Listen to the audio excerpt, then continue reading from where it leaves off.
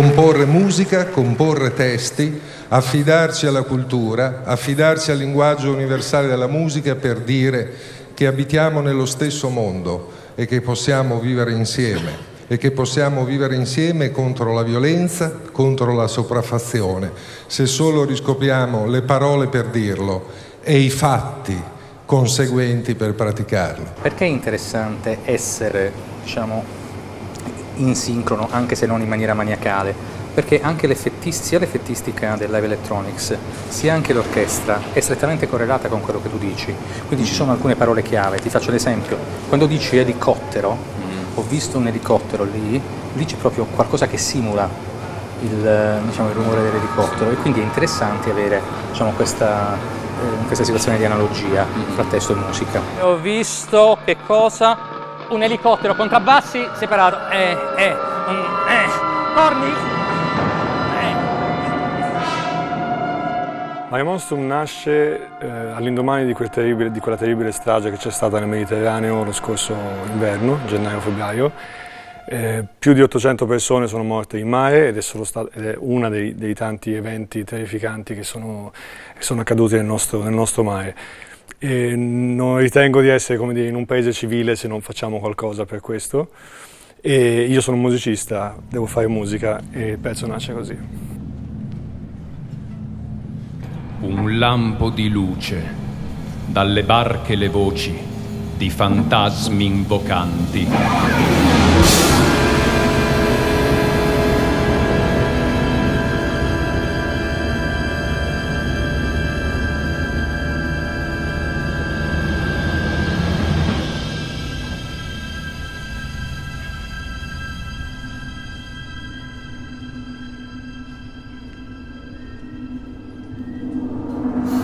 Ho viaggiato in aereo dal Libano all'Algeria. Con il passaporto siriano non ho avuto bisogno del visto. Dall'Algeria in poi ho viaggiato tramite trafficanti. Ormai molti preferiscono questa rotta perché passare dalla Turchia costa molto di più. In Tunisia ci hanno trattato bene. In Libia invece è stato un inferno. Mi hanno rinchiuso insieme ad altri in una casa in costruzione, dove sono rimasto per 6 giorni con pochissimo cibo e acqua. Altri siriani sono stati messi in un capannone, derubati di tutto e poi hanno chiamato la polizia libica. Alcuni di loro ora sono qui, al porto di Augusta. Altri no. Dopo 6 giorni finalmente ci hanno fatto salire su un peschereccio di circa 15 metri. A me hanno fatto sedere a prua insieme ad altri 85 e per farci entrare più persone ci bastonavano sulle ginocchia. Altri invece li hanno messi nella stiva. I trafficanti vogliono che i siriani e soprattutto le famiglie stiano sopra, mentre gli africani nella stiva. Dicono che in questo modo è più facile che le navi ci soccorrano. Eravamo circa 350. C'erano molte famiglie con donne e bambini piccoli. Dopo un'ora e mezza di navigazione abbiamo iniziato ad imbarcare acqua. Lo scafista ha telefonato ai trafficanti per chiedere aiuto e una barca ci è venuta in soccorso. C'erano degli egiziani e un libico. Il libico voleva lasciarci affondare, ma un egiziano l'ha minacciato con un coltello. Diceva che non potevano lasciare morire tutte quelle donne con bambini. Così hanno iniziato a trainare il peschereccio verso le acque internazionali e a drenare l'acqua dentro la barca.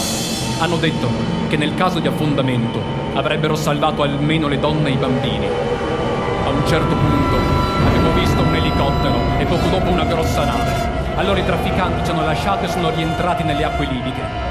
Dalla grossa nave hanno iniziato a inviarci dei giubbotti salvagente. Molti uomini sulla barca si sono messi a litigare per il salvagente e a spostarsi verso le acque dei soccorritori. Io sono riuscito a prendere un salvagente. Mentre ancora li distribuivano, la barca si è rovesciata. Chi ha potuto si è buttato in mare. Altri sono rimasti intrappolati nella barca, forse 100-150 persone.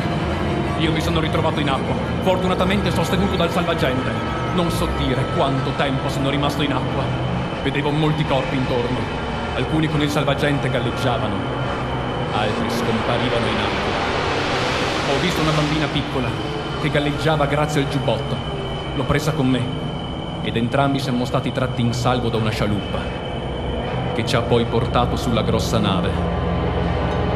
E questa bambina qui con me ha poco più di 1 anno. i genitori non li hanno salvati. Alcuni hanno detto di averli visti sul peschereccio insieme a un altro bambino di 10 anni. Nessuno dei tre si è salvato. Forse i genitori avevano messo il salvagente alla bimba più piccola per prima e non hanno avuto il tempo di metterlo a loro e al fratellino. Vorrei tenerla con me questa bambina. Mi sono pentito di aver detto alla polizia la verità. Se tornassi indietro, direi che sono il padre e la terrei con me. Fontana di bellezze e picchi chiange, con una scocca d'amore all'uomo stringe. Io notte e giorno dai un nella mente, e nasto mondo correre, ecco piange, ecco vorrei a trova, ecco secolo vince. Mare Monstrum è un pezzo che ci ha colpito perché anche in questo caso la costruzione per noi è un valore fondamentale. Insomma, comporre vuol dire mettere insieme i pezzi, quindi o li sai mettere insieme o non li sai mettere insieme. La costruzione era di una eleganza e di direi di un equilibrio, ecco, lì si vedeva che il pezzo era italiano. L'equilibrio era rinascimentale, insomma, cioè, perfettamente diviso in due sezioni simmetriche, di cui la prima parte è perfettamente simmetrica, ogni sezione di 5 battute, come dire, brunelleschi. Ecco, diciamo che il legame con l'architettura era evidente. Ok, solo una cortesia. Ho bisogno di un suono come dire, più liquido, meno taca taca taca ta, il più soft possibile. Grazie. Ancora L. L.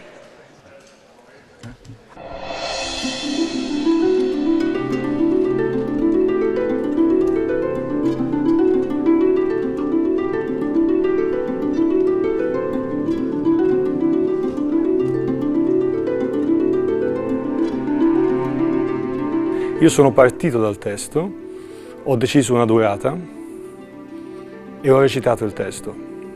Ho registrato questa mia voce, io non sono un attore, ma insomma comunque per avere i tempi e il testo sempre nelle orecchie.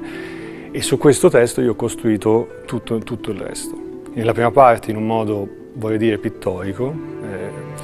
Il maestro Clemente sicuramente ha colto questo aspetto, dove c'è una tempesta fondamentalmente che si scatena. Nella seconda parte in maniera anche coerentemente col testo, che è meno diciamo concreto e più ideale, in maniera più ideale. E quindi c'è una melodia che porta il pubblico verso la speranza e poi c'è il testo alla fine che diciamo viene letto sulla, come dire, fase di decantazione di quello che abbiamo sentito.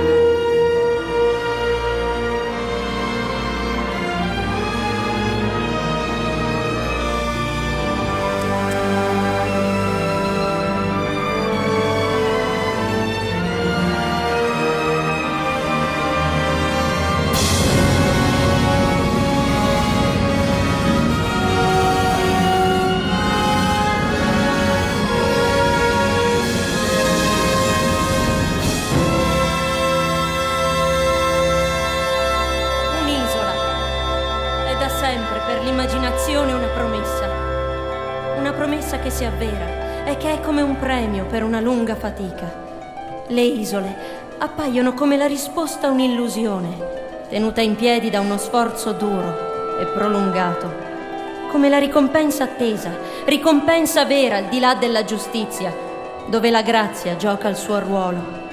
Le isole sono un regalo fatto al mondo in giorni di pace, perché questo ne goda. E poi la natura dell'isola è sempre più dolce, più amica, più prodigiosa.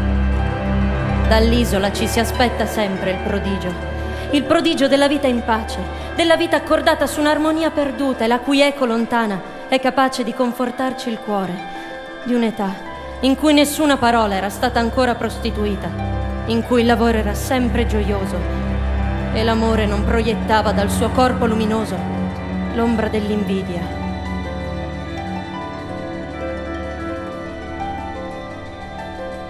tra le macerie, com'è chiara l'acqua invernale.